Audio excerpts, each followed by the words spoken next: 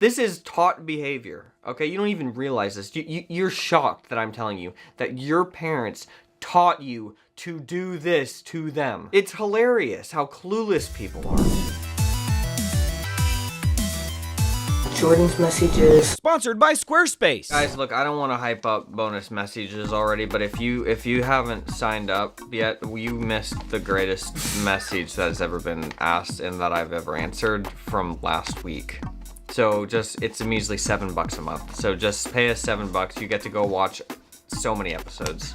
This is a shameless plug at the beginning. I'm telling you, it was all about, well, you'll have to go see. Trust! Do you trust me that it was a great bonus message? That's the question. But also, trust is in these messages.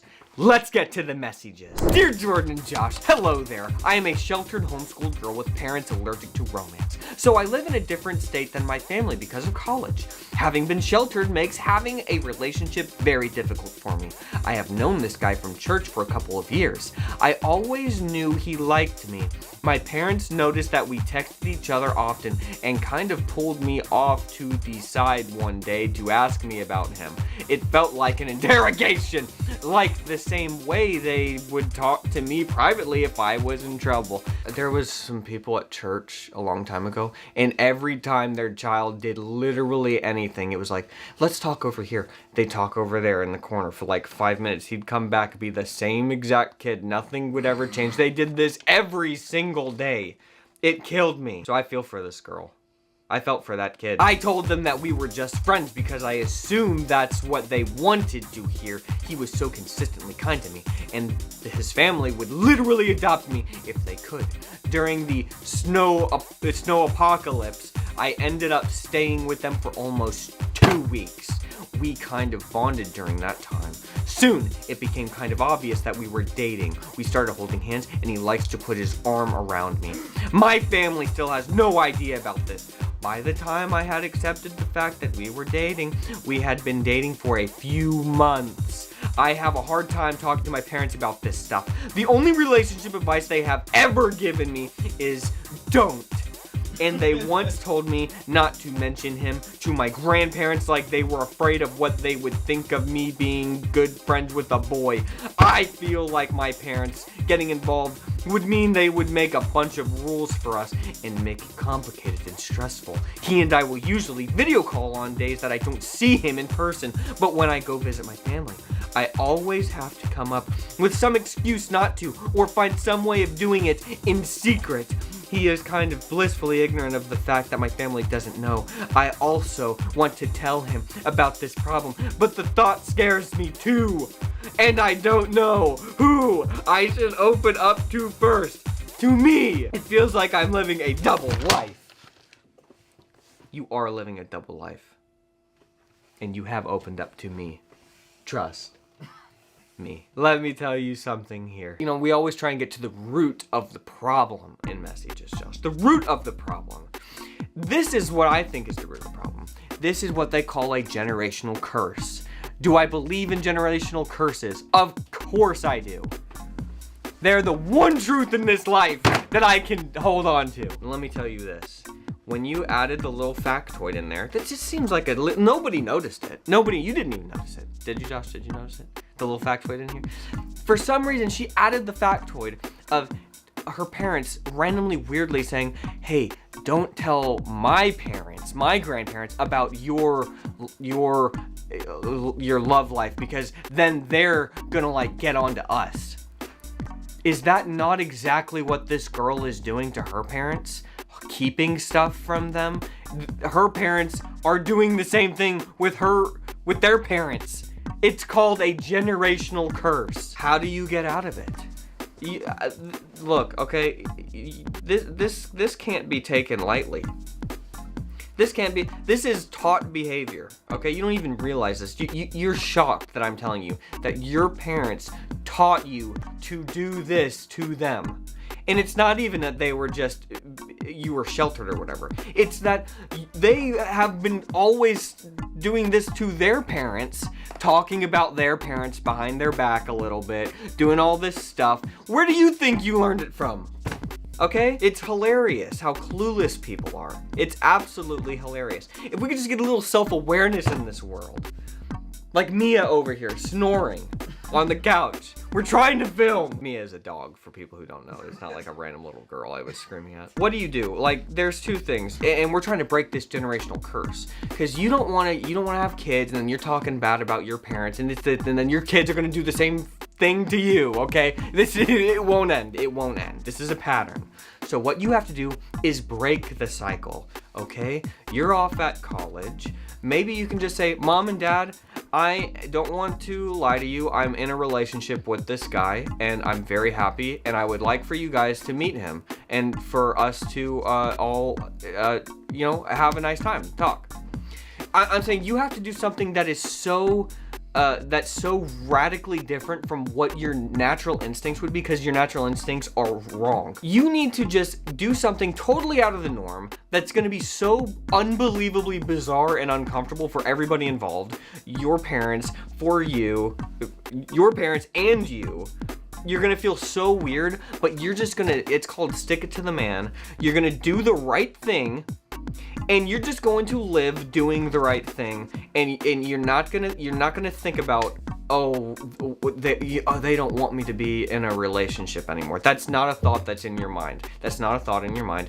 You're just going to do the right thing, and if they want to come along for the ride, fine. If they want to not help you with financial aid at college, whatever. We're gonna get a job. We're gonna do something. If you see what I mean, you have to break out of this so that your kids don't. You got to go through the pain. That's what I'm saying. You have to be the one to take. Well, I shouldn't say I'll say to take the Wizards.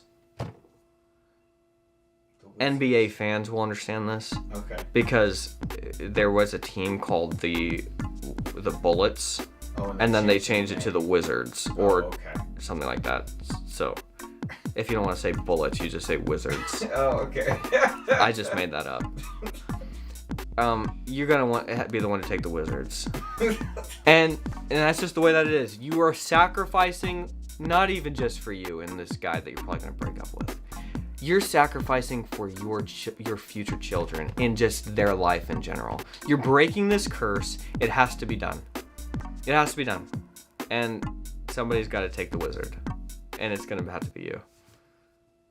Now, guys, no matter what kind of project you're starting, like us with our YouTube channel, or me with my podcast, you need a good-looking site to let people know your project is for real. We've tried many different platforms over the years, and the best one we've used is Squarespace. Squarespace makes everything so simple. Beautiful templates you can have up and running in literal minutes, email marketing, video creation, site analytics, it's all 1 or 2 clicks away and easy to navigate. They have a template no matter what kind of site you want to create, whether it's a blog, a portfolio, web store, or whatever else you need. They all look great, and you can customize them to do whatever you want. So let me ask you, what kind of project are you ready to start? A podcast like me? Maybe a shop? Whatever it is, it's time to finally build that website you've been putting off. Squarespace helps us run our businesses, and they can help you too. If you want your own space on the web, do it with Squarespace. Head over to squarespace.com for a free trial, and then when you're ready to launch, go to our link squarespace.com/cow, because there you're going to get 10% off your first purchase of a website or domain. That's squarespace.com/cow.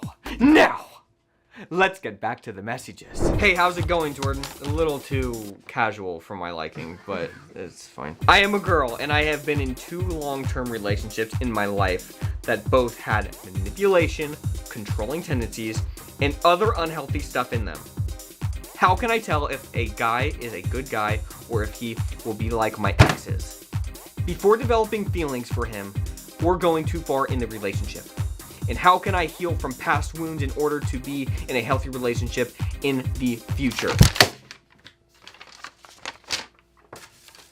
Josh, I've seen it time and time again. A girl likes these bad guys, but it's who they're attracted to.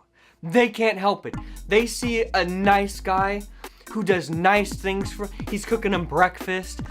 It's just like on Love is Blind on Netflix. Doing the nice things, cooking the girl breakfast, helping the girl, she obviously has a bad family, helping her with her life, doing this stuff. And what does she do, Josh? I haven't finished the season, so I don't know. But what it seems like's happening is that she is just rejecting this guy because she wants somebody who's a little rougher around the edges. She wants a guy who's got tattoos on his neck, on his arm. She wants to get smacked around a little bit. That's basically what she was saying. Wow. And this dude's like, I'm trying to help you. You can't see you've got problems. I'm trying to help you. I will love you through this. She can't accept it. It's hard for her. What's gonna happen next Friday? I don't know. The solution to this is a little weird because you are literally attracted to the wrong kind of person, it seems like. This is a pattern that you are realizing. So it's almost like the pattern has to be broken by either you realizing like what the root of the problem is and why you are attracted to these kinds of people so that you can then snap out of it and break out of it.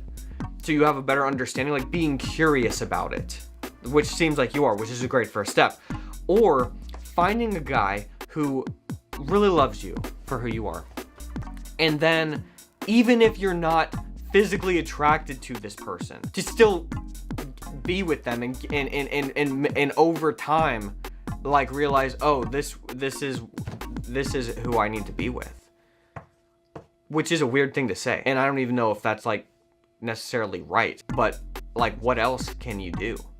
You know? It's like you gotta break your own instincts to have a good life, apparently. But at the same time, she's saying that she's absolutely clueless to if a guy is good or not. How do you tell somebody who is literally blank clueless if somebody is good or not? I would say this, don't follow their words, follow their actions. What do they actually do? And if they give you one small hint that they're a little off, okay, then I would just be done with it.